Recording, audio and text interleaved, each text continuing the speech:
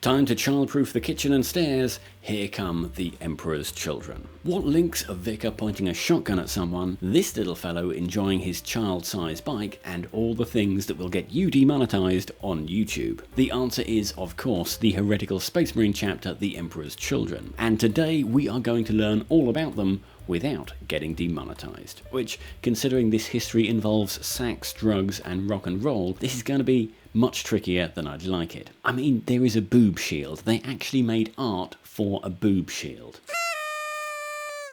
Oh, bugger.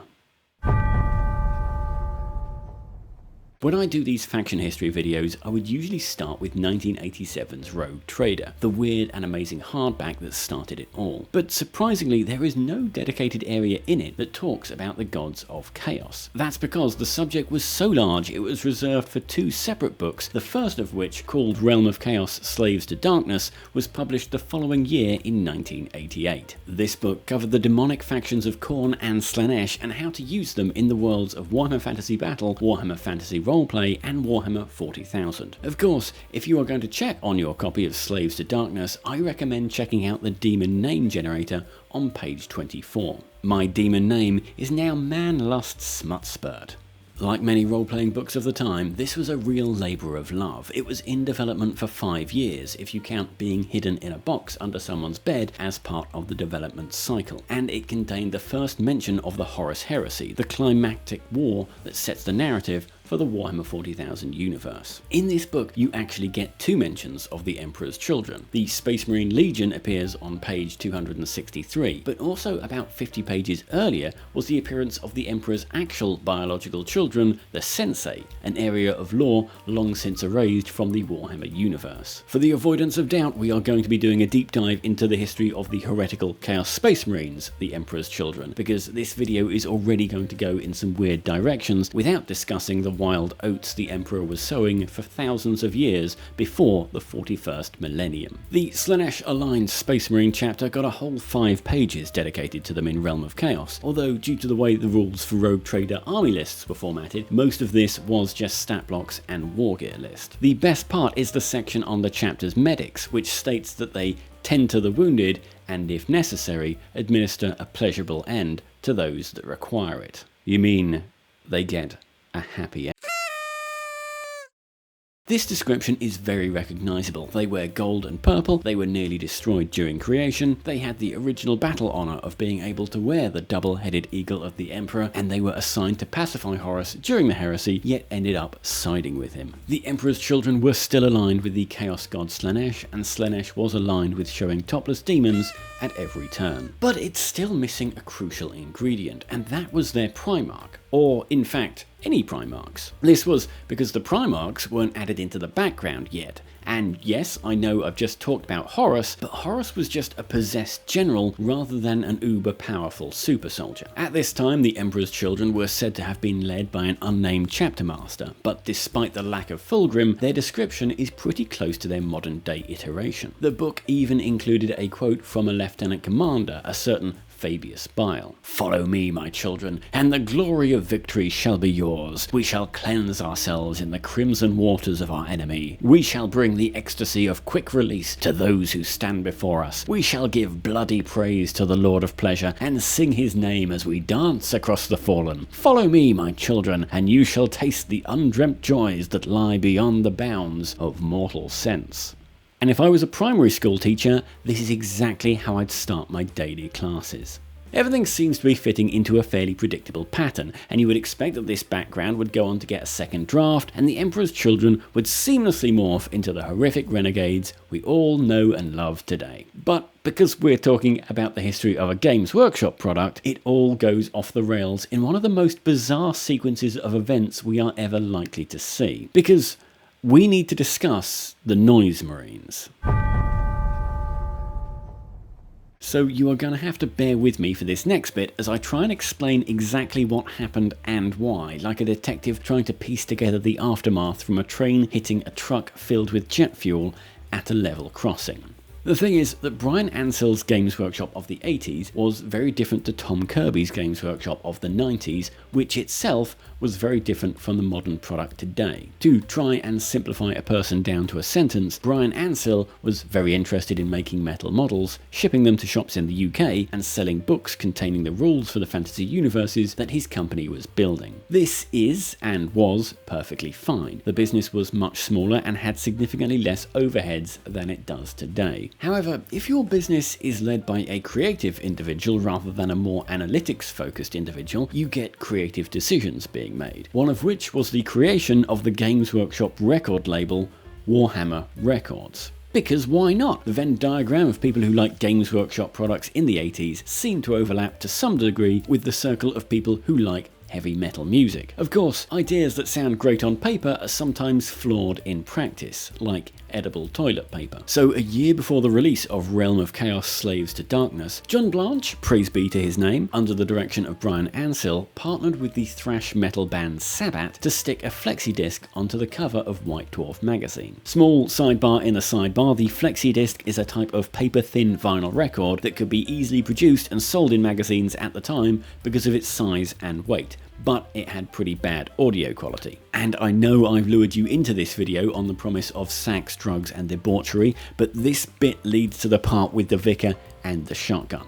In 1989, the band Bolt Thrower would use the artwork for Rogue Trader on their album, confusingly also titled Realm of Chaos Slaves to Darkness. In 1990, Games Workshop would release the original Goth Rockers miniatures, orcs playing in a heavy metal band, one of which looked suspiciously like Slash from Guns N' Roses. And this is where Warhammer Records came in. If you were a rock band, you would sign up with Games Workshop, write songs about their material, and use the company's truly impressive art collection on your album covers. In return, question mark, followed by profit, somehow, for someone.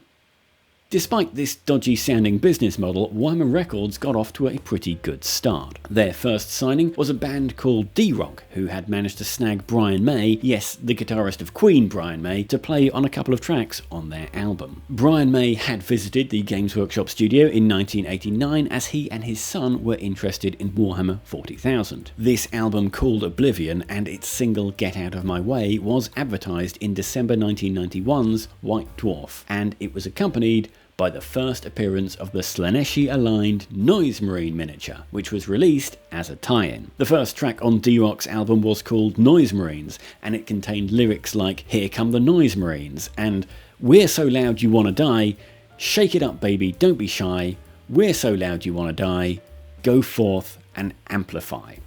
It's all very camp, and usually this is the part where I would make a pithy offhand comment about the song in a mildly sarcastic way, but I'm not going to do that because, tragically, this story takes a far darker turn. You see, this album was released a month after the death of the frontman of Queen, Freddie Mercury, from AIDS, an event that the British tabloid press treated with all the reverence you would expect from the British tabloid press. Headlines like "I'd shoot my son if he had AIDS" were yet another stain on their already deeply questionable track record. Whether this event helped or hindered the sales, we will never know. However, the albums kept coming. The next year came Danger Calling by Wrath, and Warhammer Records managed to get the UK distribution rights for Saxon's album Forever Free.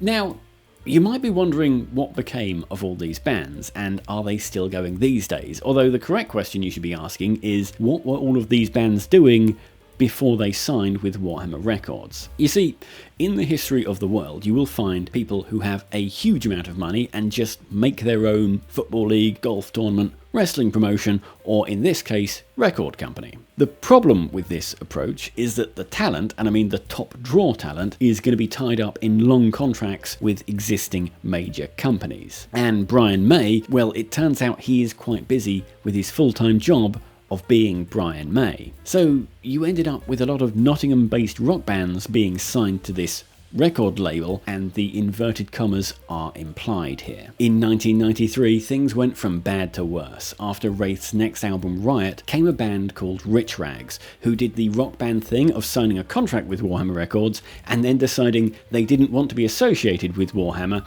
and its, and I quote, Dungeons and Dragons, and Fairies and Orcs, leading to predictably acrimonious feelings on both sides. By this point, Tom Kirby had replaced Brian Ansell as CEO, and Kirby was preparing the major change of floating Games Workshop on the stock market. Although it was never a direct choice between the two, he possibly looked at his options. On one hand, run a record label, most likely at a loss, for random Nottingham-based bands, or on the other, you take your best-selling property, Warhammer 40,000, and release a second edition of the game with all the rules you needed and a bunch of plastic miniatures in one box. Anyway, in 1994, out came Gristlethrob with their album The Agonizing Death Rattle of a Million Souls Burning in Hell, and Games Workshop, the miniature company, became a small footnote in the history of Warhammer Records. That's the end of Warhammer and the Emperor's Children. Thanks to all the Ko-fi subscribers.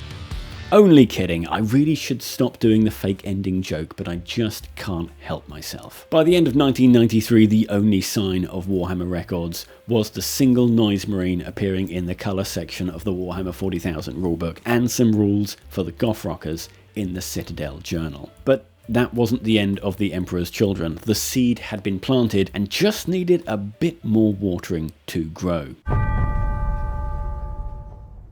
A lot of people believe that Slaanesh and the implicit themes of sex and debauchery are problematic, especially for a company that is traded on the stock market and expected to produce products for a global market with varied tastes. And those people will then handwave a Khorne berserker who is building a literal tower of skulls with his axe that is also a chainsaw. But show these people a half-naked demon who is snorting a giant rail of space cocaine off another demon's 8 breasts, and people start clutching their pearls and printing headlines saying ban this sick filth. The truth is that for whatever reason, Slaanesh has never had a proper hold on the Warhammer 40,000 setting. Sure, the demons have had various releases for Warhammer Fantasy or Age of Sigmar, but in the 40k universe, the Emperor's Children have never really had a solid release, the likes of which Khorne, Nurgle and Tzeentch have. In 1992's Epic Renegades, a boxed expansion containing rules for Elder and Chaos in Epic Space Marine, we were finally introduced to Fulgrim in full demon Primarch form. The only problem was he was in the tiny epic scale, and aside from a few demons in the book, there wasn't a whole lot else to accompany him. In fact, if you were interested in Slaanesh, you would have to wait 3 more years before the release of some proper epic scale Slaaneshi knights. In this flash-in-the-pan release, you got the Hellstriders, an Armiger size equivalent, you got the Hell Scourge and Hell Knight, and finally you got the Subjugator and Questor Scout Titans. The Questor model in particular is just really weird, and not in a good way. While these models have long since disappeared, at least the lore for them has continued. The betrayal of Imperial forces by the corrupted Knights of House Devin has made it through into the modern day with the Adeptus Titanicus expansion book, The Doom of Moloch. But the real big event of the 90s was another absolute labour of love that proved that while the money was with the Space Marines, it was with the Chaos Space Marines the designers really loved. In came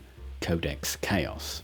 This book was a coherent and structured look at, ironically, chaos. It concentrated its 148 pages into what is largely considered a full history of the Horus Heresy and the later Badab War. It contained loads of amazing artwork, plenty of rare at that time colour pages, and this excellent 2-page spread of the Fallen Legions from John Blanche. Praise be to his name.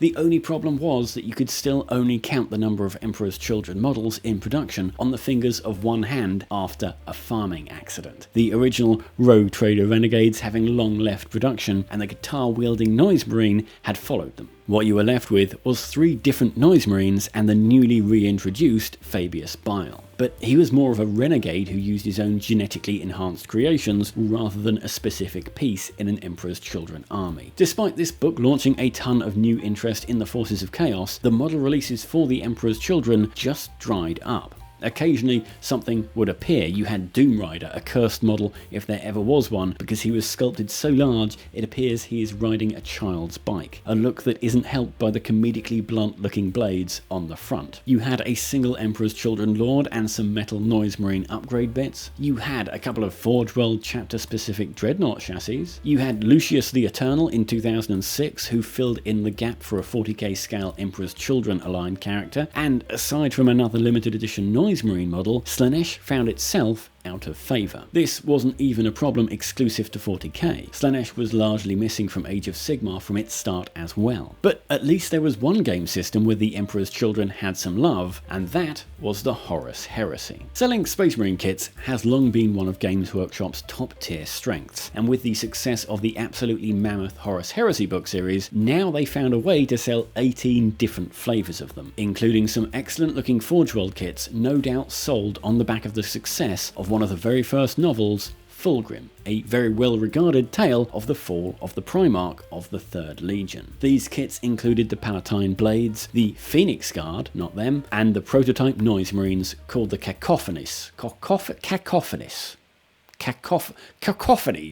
In fact, the Horus Heresy game setting has now become the third major game system for Games Workshop, and has led to not one but two different versions of Fulgrim, one of which in human form, and the second of which is the excellent but terrifyingly fragile looking Fulgrim Transfigured model, as he has taken on his demon form. With interest returning to the faction, Fabius Bile returned to the universe of the 41st millennium in 2020, and deep down we all knew what that meant. That's right, it meant another long wait. Every year, people would predict that Fulgrim would return to match his demon brothers Magnus the Red, who was released in 2016, Mortarion in 2017, Angron in 2023. But finally, in 2025, the impossible happened. That's right, a fourth miniature to represent Fulgrim. However, this time, he was in the right scale, in the right material, and in the right universe. He led a wave of kits like Infractors, Tormentors, the elite cadre of the Flawless Blades, a Lord Cacophonist and Lord Exultant, a new take on the classic Lucius the Eternal, and of course, last but not least, the Noise Marines, finally reborn in plastic after all this time. Well, after that wave of pleasure, I need to lie down on a cigarette. How was it for you, darling? And if you'll beg my pardon, please subscribe for more content, and I'll see you next time.